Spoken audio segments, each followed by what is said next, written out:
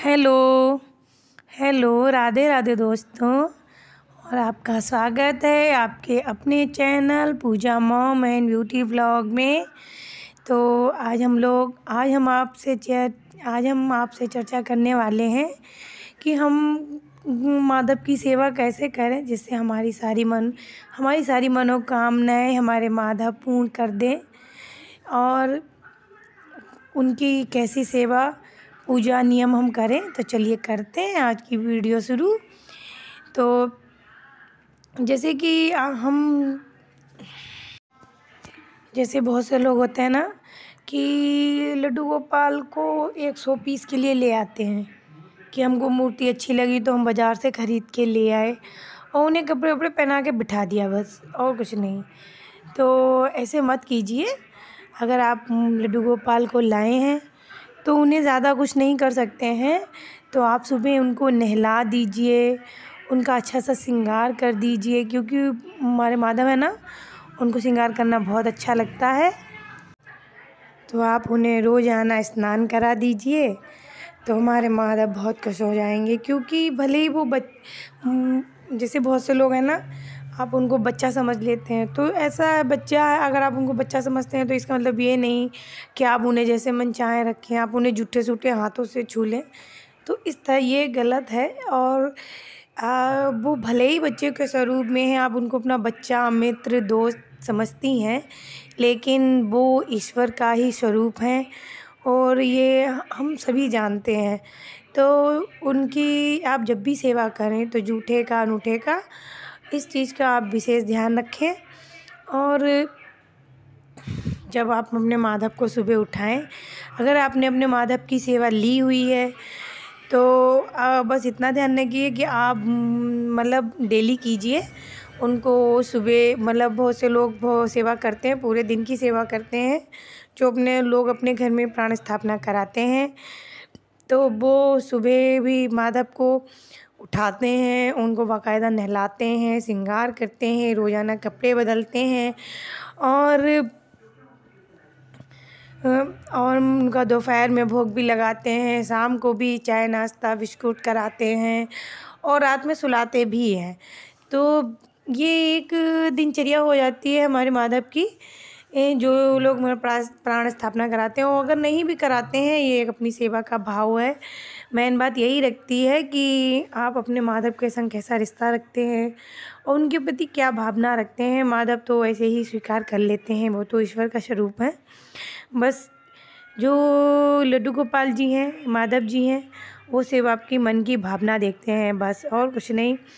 तो और जैसे कि बहुत से लोग डेली इतनी पूजा नहीं कर सकते हैं, जो स्कूल जाते हैं या ऑफिस वर्क करते हैं, वो लोग इस प्रकार से पूजा नहीं कर पाते हैं। तो वो ज़्यादा कुछ नहीं, तो सुबह नहला दें। अगर उनके घर में लड्डू गोपाल जी हैं तो उनको नहला के अच्छे से वस्त्र पहना दीजिए, एक छोटी सी माला पहना दीजिए, बस इतना श्रृंगार उनका कर दीजिए। और अगर कुछ नहीं तो दूध का भोग लगा दीजिए, इतना तो आप कर ही सकते हैं। और जब आप ऑफिस जाते हैं तो उस समय के लिए आप जैसे फल वगैरह रख दीजिए उनके पास, काट के या मतलब जैसे भी रख दीजिए। तो वो और उनसे बोल के जाइएगा कि हाँ हम जा रहे हैं और आप खा लेना, आप हमारा इंतज़ार करना। या फिर जैसे कि बच्चे हैं तो बच्चे आ जाते हैं घर में जल्दी स्कूल से, तो आप उनको बोल दीजिए कि आप आज जब आएँ तो आप उनका भोग लगा दो फल का। और हाँ, रात को सुलाते वक्त उनको दूध ज़रूर दीजिए। तो इस तरीके से आप उनकी सेवा कीजिए। और कभी कभी उन्हें दही से, अगर आपके पास समय है तो आप कभी दही से, कभी इत्र से, और सर्दी है तो घी से मालिश ज़रूर कर दीजिए। वो बहुत प्रसन्न हो जाएंगी आपकी सेवा से और आपकी सभी मनोकामनाएं, सभी इच्छाएं पूर्ण कर देंगे। ये मेरा विश्वास है और मुझे ऐसा लगता है।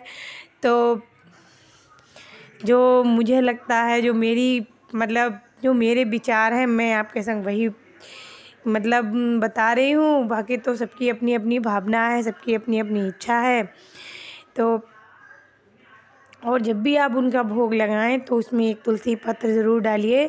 अगर आपके यहाँ घर तुलसी नहीं मिलती है तो आप वही तुलसी, जो एक पत्ता तुलसी का है, वही पत्ता आप बार मतलब धुल के दोबारा से उसी तुलसी का भोग आप भगवान कृष्ण को, भगवान लड्डू गोपाल को, माधव को लगा सकते हैं।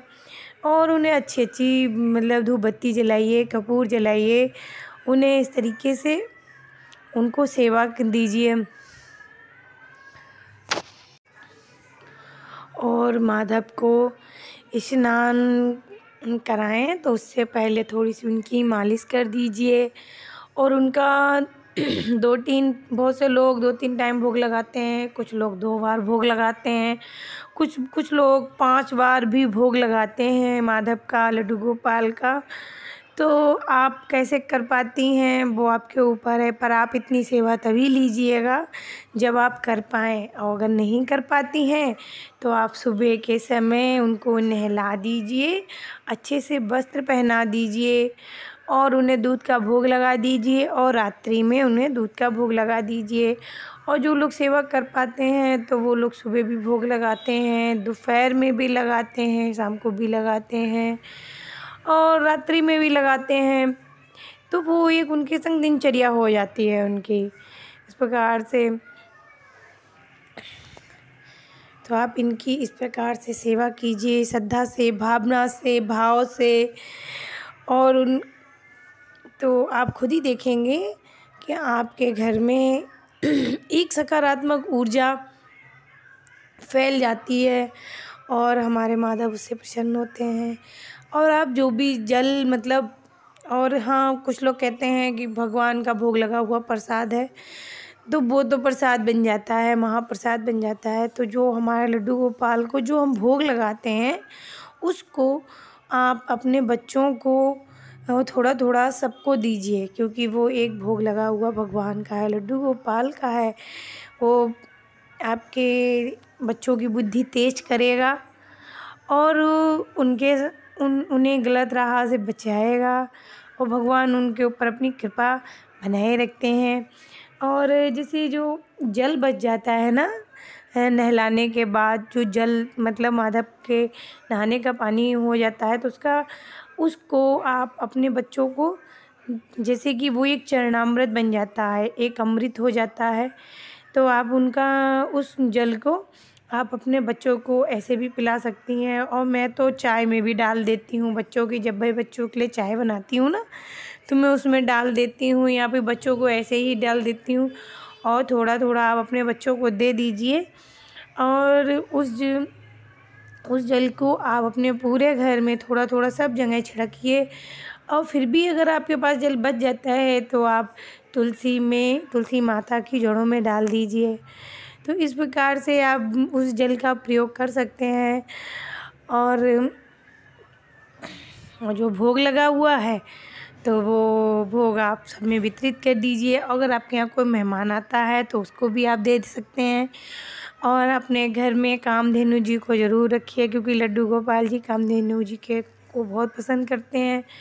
तो जिनके घर में कामधेनु जी नहीं हैं, गौ माता नहीं है, तो उनको अपने घर में कामधेनु जी और गौ माता को ज़रूर लाना चाहिए। इससे माधव प्रसन्न होते हैं और भगवान को प्रसन्न ही कर सकते हैं, और वो पर जब प्रसन्न होंगे तो हमारी सारी मनोकामनाएं भी पूर्ण कर देंगे। और माधव जो हैं उनको आप तुलसी माला पहनाइए, तुलसी माला ज़रूर पहनाइए। ये भी एक अच्छा है, हमारे माधव जी नहीं पहने हुए हैं, पहना भी देती हूँ। और कब जैसे कि जो मैंने माला दीपावली पे ख़रीदी थी ना, तो वो काफ़ी बड़ी थी, तो मैंने उसको गोल करके पहना दिया है माधव को। तो तुलसी माला अगर पहना भी दो तो दिखती नहीं है, फिर भी मैं पहना देती हूँ। और आप उनको हर चीज़ का भोग लगा सकते हैं, बस इतना है लहसुन प्याज ना बना हुआ हो चौके में। अगर आपके घर में लहसुन प्याज बनता है तो आप उनके लिए अलग से एक पराठा बना सकती हैं, दही पराठा बना दीजिए और उनका भोग लगा दीजिए। तो वो छोटी छोटी सी सेवा से ही बहुत प्रसन्न हो जाते हैं। और फिर वही वही पराठा उठा के आप अपने बच्चों को थोड़ा थोड़ा करके वितरित कर सकते हैं, और आपके घर में जो भी ड्राई फ्रूट आते हैं जैसे बादाम है, काजू है, तो वो सारी आप उनको अर्पण कर सकते हैं, खिला सकते हैं। और जब भी आपके लड्डू गोपाल आप सो के जब उठाएँ तो आप उनको सबसे पहले जल ज़रूर दें, क्योंकि मैं अपने माधव को, जब मेरे माधव सो के उठते हैं ना, तो मैं उनको सबसे पहले जल ही देती हूँ।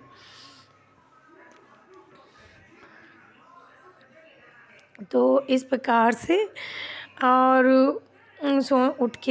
उठाने के बाद उनको आप तुरंत ना नहलाएं, क्योंकि थोड़ा देर रुक के ही नहलाएं, क्योंकि एकदम से नहलाना सही नहीं रहता है।